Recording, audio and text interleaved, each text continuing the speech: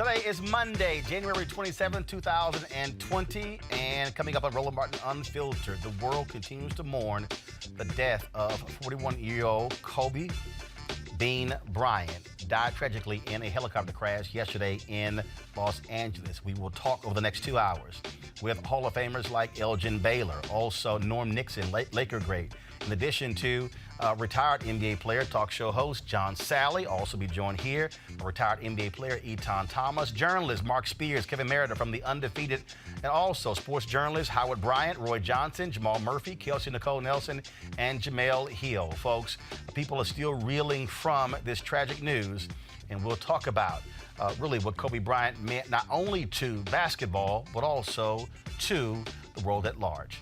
It's time to bring the funk on Roland Martin Unfiltered. Let's go. He's got it. Whatever the miss, he's on it. Whatever it is, he's got the scoop, the fact, the find. And when it breaks, he's right on time and it's rolling. Best believe he's knowing. Putting it down from sports to news to politics. With entertainment just for kicks, he's rolling. It's on go, roll, roll, y'all. It's Roland Martin.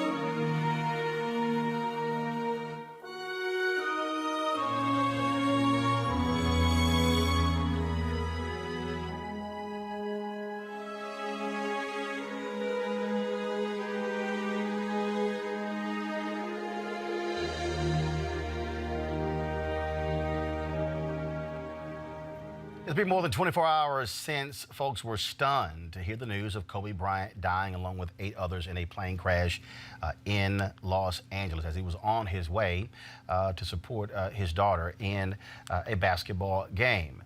He, along with his 13-year-old daughter, Gianna, died Sunday in that helicopter crash in the L.A. area. 7 other folks were killed, according to Los Angeles County Sheriff's Department. Those folks include John Altobelli, the head baseball coach at Orange Coast College in Costa Mesa, California, who played baseball at the University of Houston. His wife, Carrie, their daughter, Elisa. Also on board was Peyton Chester, a 13-year-old basketball player, and her mother, Sarah. Also, Christina Mauser, also a coach, was killed, as well as a pilot, Ara Zobayet. Now, according to police department spokesman Josh Rubenstein, they took off under foggy conditions in Calabasas, California. Visibility was so low Sunday morning that Los Angeles police, they grounded their helicopters, which normally fly every day. And the official cause of the crash has not been determined. The helicopter was operating under special visual flight rules, according to an air traffic control conversation, which the pilot captured, that was captured by the website liveatc.net. This is actually a flight simulation as well as that conversation. 72 Echo X-ray, Burbank Tower, Burbank altimeter 3019, Burbank Class Charlie, surface area is IFR, stay intentions. Yes, we can maintain special VFR action, special VFR transition on the 101 westbound 2. November 2 Echo X-ray, hold outside Burbank Class Charlie airspace. I have an aircraft going around. 2 Echo X-ray, holding.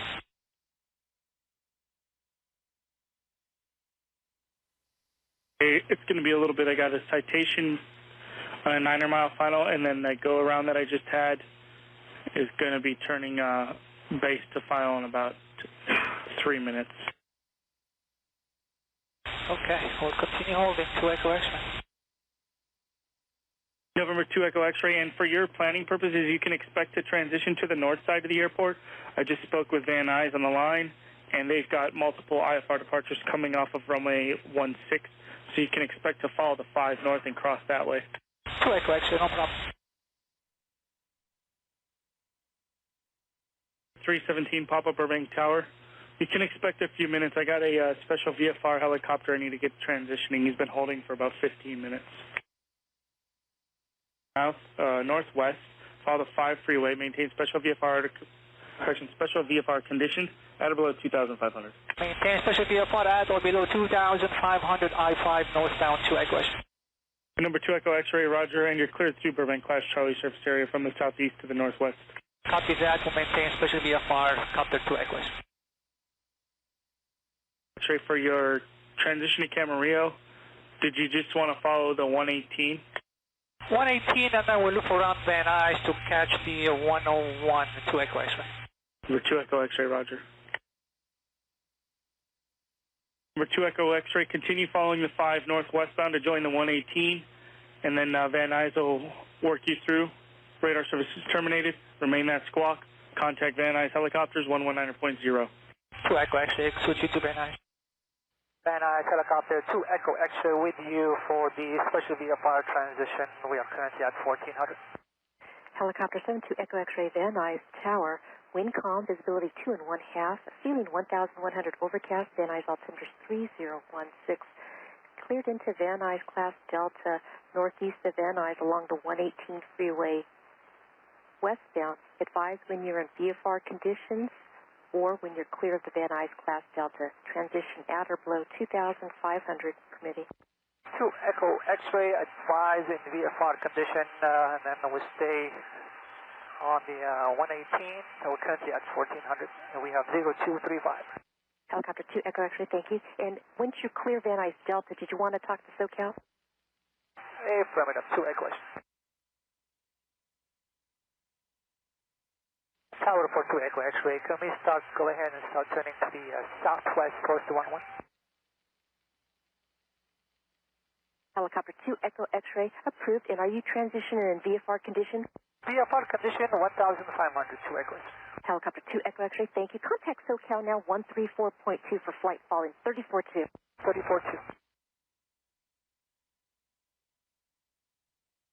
X-ray ident. So X-ray, yeah, you're still on a 1200 code. Are you requesting flight following?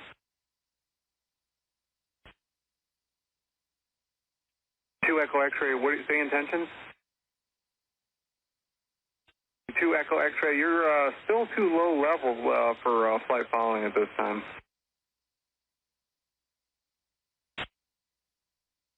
Two Echo X-ray, SoCal.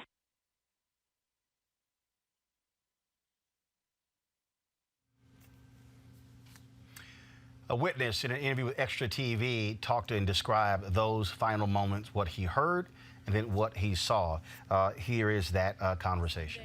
You expected, tell us what you saw, what you heard, and then what you did. I didn't see much. I finished up my preparations for a rehearsal before services, came out to get my earphones in the car. I was standing in the parking lot. This is about 9:43. A lot of clouds, very low ceiling, deck, and I heard a helicopter coming on a slow left-handed turn, probably from the freeway from Lost Hills.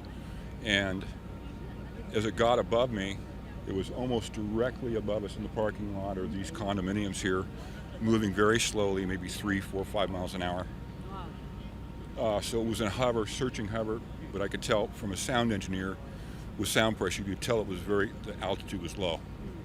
So I listened, I looked directly up, and I couldn't see it. So it had to be up maybe 100 or 150 feet in the cloud deck, because I wasn't seeing any disturbance. If the helicopter's in a hover, its rotor wash is going to be throwing a lot of air down. I didn't see any disturbance in the clouds. So I just listened to it. My alarm bells went off because I'm going, this is awfully low. And I knew that we've got the terrain over there. He headed off on an easterly track, went right over the Los Virginia Water District building right there, and still in that little bit of a left-hand turn, and about 20 seconds later from when it was here, heard the impact. What did the impact of the helicopter sound like to you? It was not very loud. You could hear the crushing and collapsing of fiberglass, plexiglass. I did note the thing that stuck in my mind is when it impacted, the rotors stopped literally immediately. There was no secondary. The rotors weren't like breaking off and hearing things fly off.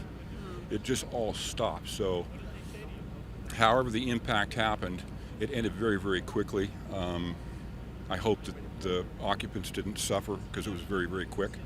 Because it went silent within just a thump, and no explosion in the sky. I was not in a visual standpoint because of the trees in the building. The property manager Jerry, whom I work with, was standing right over here by the marquee, and he was on the phone talking to somebody, heard the impact, and looked over, and he saw the smoke because he had a visual line of sight. The clouds were low enough that the helicopter went in basically right at the cloud line. He must have just come out of it, but he flew probably straight to the hill.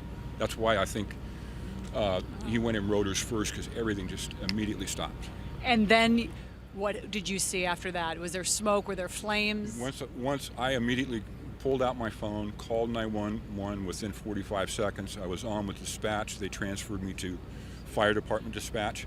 Was speaking to them. The sheriffs were already overshot and were heading down to Mulholland Highway. And I said, they're going too far. It's not at Mulholland. It's right here at the Water District, because I know it was flying in an eastern track. It's a lot farther up. So dispatcher said, I've lived here for 50 years and I know each canyon and location. She says, I'm glad you know where everything is. And then within 4 or 5 minutes, from three different directions, 3 different fire units, sheriff, search and rescue, all appeared. Thank you for calling 911. It's a terrible tragedy. It is. I think he was just disoriented. I didn't hear any malfunctions on the aircraft. Apparently, Kobe's helicopter was a twin turbine, so he had power, and it sounded like he was in control because it was in a slow. It's hard to control a helicopter when you're in a hover or a slow. You've got to have command of the aircraft.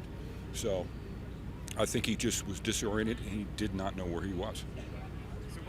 I came out here about 2 hours, 90 minutes after it happened. It was still foggy. Yeah. There was no blue sky. Is that usual to see that kind of weather out here? I met one of the residents who's lived here for 17 years. He said all the time that he's lived here, right in this condo here, he says he's never seen the clouds or the fog so dense or so low. Really? The music director that I work with was coming up from Montanito, halfway to Malibu from here, 4 miles away. He said there were no clouds where he was. So apparently we have these, these local little microclimates, and the property manager, who's been here for 10 years, says this particular little bowl here has a tendency to generate a lot of clouds and fog from time to time. Thank you for watching. If you want more. Again, that was courtesy of Extra TV. Of course, front pages all across the country gave an indication, again, how significant this loss was. This is the front page of the Los Angeles Times. Kobe Bryant dies in crash. Other newspapers, the New York Daily News, a photo of Kobe, but also one with his daughter as well. Also, this is the Hispanic newspaper there in Los Angeles that also focused on Kobe Bryant. New York Post, you have Philadelphia Inquirer. This, of course, the hometown of Kobe Bryant, where he was born. His dad, of course, played basketball in the NBA in Philadelphia as well. The Los Angeles Daily News. The LA Times also had a special section dedicated to Kobe Bryant today. This is the Tampa Bay Times. Again, front pages all across the country as media outlets shocked by the news of the death of Kobe Bryant. This, of course, the Wall Street Journal.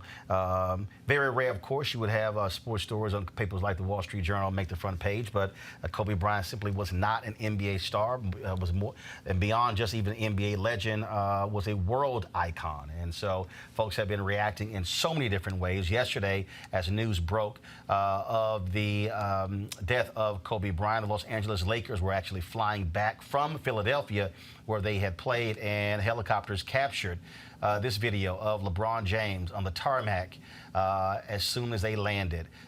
Quite emotional because you guys can go and roll the video. The night before, he surpassed Kobe Bryant in terms of most points ever in NBA history. And so when you see this video, you'll understand, again, the emotion of LeBron James in terms of, his reaction. The players were stunned. He was greeted by folks on the tarmac, hugging. You can see him noticeably sobbing. So many other people. So, guys, let me know when that video is ready. I want to introduce our panel. Joining us in studio, Etan Thomas, a retired NBA player. He joins us. Kevin Merida, of course, he leads the Undefeated, a sports site by ESPN. On the phone line is Mark Spears, longtime NBA writer who also writes for the Undefeated. And so glad to have all of you here. Mark, I want to start with you. You have covered the NBA for a number of years. You've interviewed Kobe Bryant many times. And just, can you hear me, Mark? Can you hear me? All right, guys, let me know when we have Mark's audio straight. We'll go to Etan Thomas. Here I go. There you go, Mark. Okay, now I got you. So, you've covered the NBA for a number of years. You've interviewed Kobe Bryant on many occasions. Just your thoughts on, again, losing someone of his stature at the age of 41. I haven't really been reflecting much on the basketball part. I've been reflecting a lot on the person. He was the most unique basketball player I've ever been around. Extremely bright, knew several languages, was thinking about post-basketball, after basketball, quick-witted. He thought he'd have a master's degree, even though he wasn't educated. He was just a remarkable, cool person who made everybody he spent time with feel like they really knew him and were a friend. And he's just, I'm still trying to process this, man. I think it's not just NBA fans, but the world is, and hasn't really sunk in yet. Kevin Merida and Etan, I'll go to you. You played in the NBA,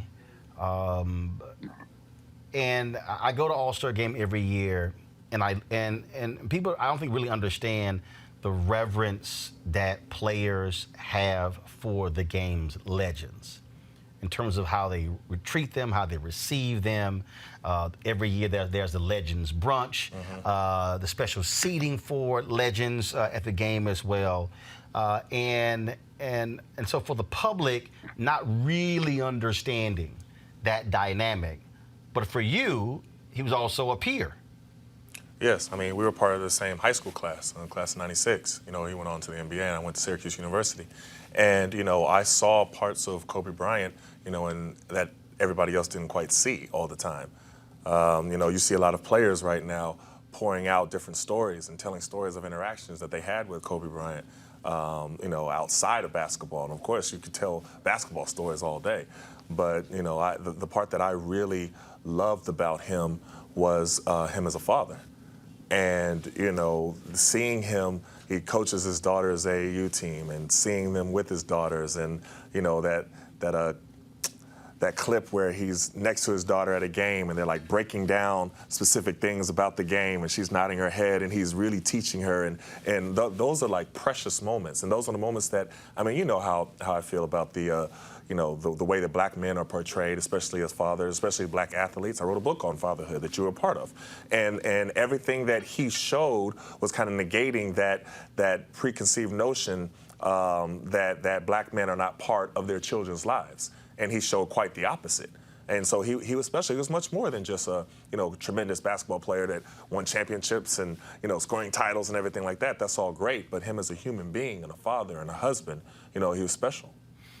Kevin, from a media standpoint, you see this reaction, and I said this yesterday. Probably the last major sports figure in terms of someone on that level. You've seen other athletes who've actually passed away. I would dare say it's probably Dale Earnhardt. But even him being a NASCAR driver, one of the greatest in NASCAR history, this is on a whole different level. And Richard Jefferson said this, and I totally agree with him yesterday. He said the passing of Kobe Bryant is on the level of when Michael Jackson died, when Prince died, when a Whitney Houston died, when a John Lennon was killed. Yeah. Well, look, basketball has become globalized. You know, the NBA has been very successful in moving that sport elsewhere. Obviously, it had a good tradition in Europe, but they brought European players to the NBA, and it spread into China, and Africa Basketball League was about to start, and so Kobe came of age in that era. He's also part of another really important phenomenon is the high school athletes going to the pros. He was right at the cusp of when that took off with Garnett and then him and then Tracy McGrady, who gave another moving testimony. And we saw young players succeeding at a very young age. You know, he was the youngest player to ever play in the league. And I think that people came of age with Kobe Bryant. And it's interesting because, you know, you play in the profession for 20 years, and his accomplishments, 5 championships and 18 All-Star games, and all these things are fantastic. But 20 years, he leaves that sport, and by most standards of careers, is still a pretty young man, you know. Right. But he became an elder statesman in his sport, and so there was the opportunity of people both to come of age with him and then observe him making that transition as an elder statesman at the young age of 41. On the night before he was killed, LeBron James, as I said, surpassed him in terms of on the all-time scoring list. This is LeBron talking about Kobe Bryant on Saturday night. When I was a kid, when I was in high school, I was growing up through the ranks when Kobe came into the league. He was, it wasn't a dream of mine to come straight, from high school at that point in time to the NBA. But I was like, wow, a 17-year-old, 18-year-old kid being able to make that leap, that's pretty damn cool. And as I started playing more ball and I went into high school, the things that he was doing on the floor, I, admired and wanted to be a part of. I went to ABCD camp, and he came and talked to all the kids that was there, and I happened to be one of the kids that was there, and I was just listening. I was just trying to soak everything up I could, and I remember one thing that he said. He was like, if you want to try to be, great at it, or want to be one of the greats, you got to put the work in. There's no substitution to work. And I was a 15-year-old kid at that camp. You can actually find the footage of him at that camp. And in 2001, I believe I was playing in New Jersey, and the All-Star game, if I'm not mistaken, and y'all could correct me, was in Philly, right? Yeah, that Saturday, me and Maverick drove to the Intercontinental downtown Philadelphia, and he gave me a pair of his shoes, which I ended up wearing that following night. It was the red, white, and blue Kobe's. I was a 15, and he was a 14, and I wore them anyways. And I sat and just talked to him for a little bit. He gave me the shoes. I rocked them in the game. And it was the same night that we played Oak Hill against Melo. And then I saw what he was able to do the very next night, winning MVP here in Philly. That following night. As I got drafted, I still just admired him, seeing what he was able to accomplish, winning championships, being early in his career where, he learned from the misses that he had against the series against Utah, and he just used that as motivation and got better and better and better to him winning multiple championships, and continued to admire him throughout my high school rank. And then as competitors, just seeing the work ethic that he put into the game. He had zero flaws offensively, zero. You backed off of him, he could shoot the three. You body him up a little bit, he can go around you. He can shoot the mid-range, he can post.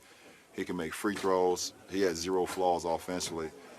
And, you know, that's something that I admired as well, just being at a point where the defense will always be at bay, where they couldn't guard you at all offensively, where you just felt like you was just immortal offensively because of your skill set and your work ethic. We take it down to 2008 where we become the Redeem team.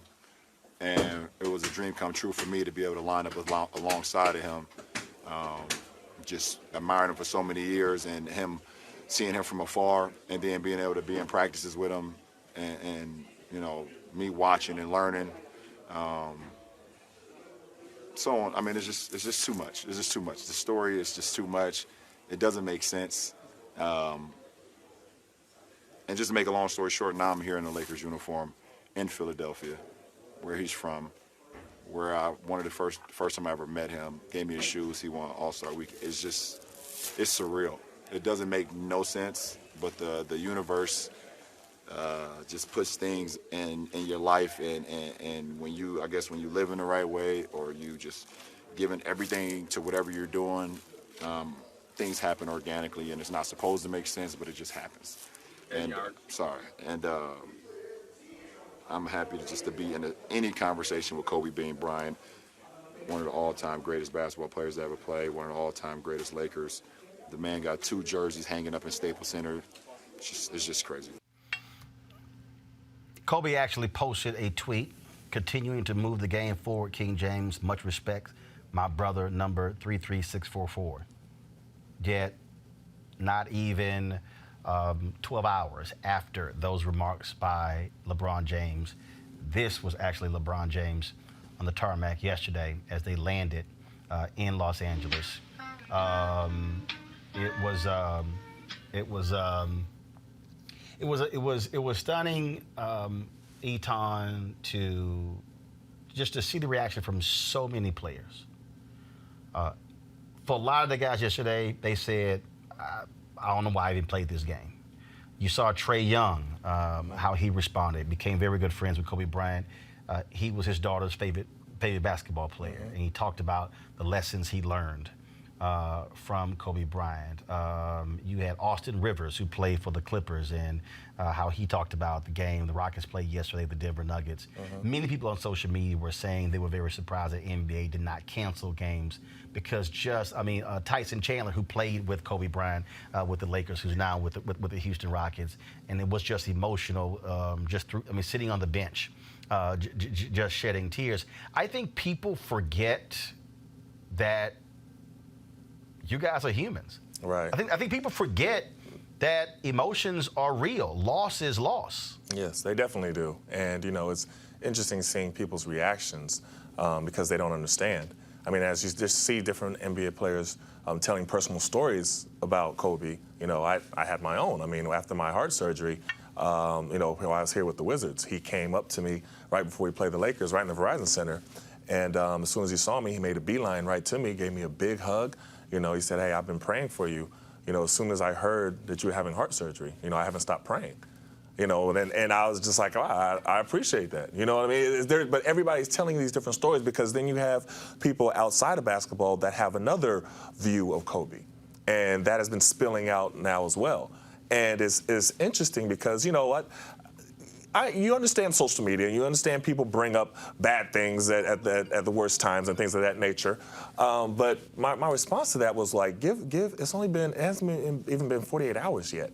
Like, give the family a chance to breathe first before you start bringing up all the negatives and all the things that you don't like about him and different things in his past. And I've seen that on people outside of the NBA, not in the NBA, people who knew him and had contact with him and were affected by him and, who he had impact on their lives, but outside of the NBA. And it's an interesting thing, but, you want to tell people it's okay for you to be human sometimes. You don't have to do things for clicks and likes and things like that. Let the family breathe for a little while. Let them grieve. Well, and Kevin, look, as journalists, people, when folks pass, the good, bad, and the ugly, folks will bring that up. There have been lots of visceral reactions on social media, pro and con, to individuals who have brought up the sexual assault trial that Kobe Bryant went through. Folks have been, tweeting out those stories. Others were saying absolutely, but bodies hadn't even been recovered but before you can bring those things up. And so what's also, I think, interesting also about this is that, to Eton's point, people from the outside have a totally different perspective. There's the commercial of all the haters of Kobe Bryant, and Nike put this out where he was sort of just encouraging them. I want to pull it in a second to continue to sit here and yell at him. But again, that's from a fan standpoint. But it's also when you don't understand, you know nothing about that person. You know nothing about, you've never had a conversation with them. You don't know anything about their history and their past.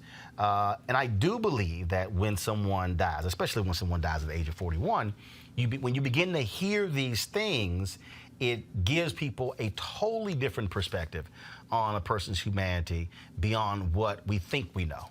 Yeah. Well, look, we are, the American culture is one of celebrity. You know, we celebrate celebrity, and while, yeah, there are going to be some people tweeting out stuff, I think the preponderance of outpour is really the remembrance and the celebration of Kobe, and I think that is classic for how we are as a culture. I mean, you know, even if we don't know people, we think we know them. We have some moment. We were at a game. We remember something. We're shocked by death, and you know, you brought up Dale Earnhardt, but you know, you and I both know Roland in politics, you know, JFK Jr., Princess Di, other major deaths that had the world galvanizing around them, and everybody processing these public figures, even if they were many, you know, miles removed from them and no personal contact. And, and I think that's just our nature. Sometimes you can over-celebrate people, you can glorify them in life greater than they are in death, because you know you can't get back death. You know, death is the end, right? And so I think there is a tendency to want to really give people their due, and sure, you know, precisely because we have social media, yeah, there's going to be some people say, well, wait a minute, let's not forget this. But you can imagine if Dr. King had died today in this age, you know, there would have been an amazing outpouring of what he stood for and everything. But there would have been other people that would have mentioned other things.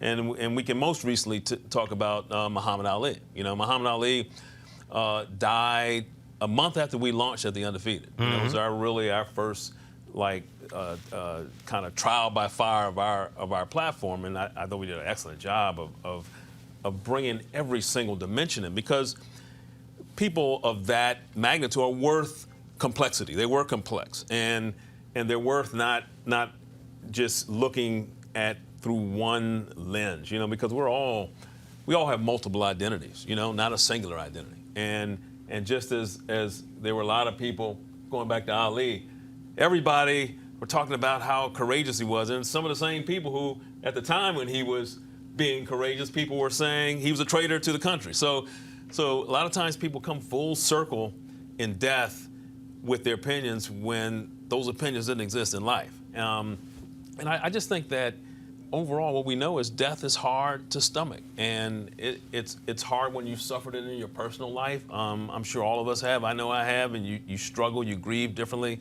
But when it's a public death, it's really hard, because there's this tendency to want to say something and to feel like that person is part of you because they took up a space in your life. Kobe is, you know, one of the greatest athletes. He's going to go down not only one of the greatest basketball players, one of the greatest NBA legends, but one of the greatest athletes to play a team sport.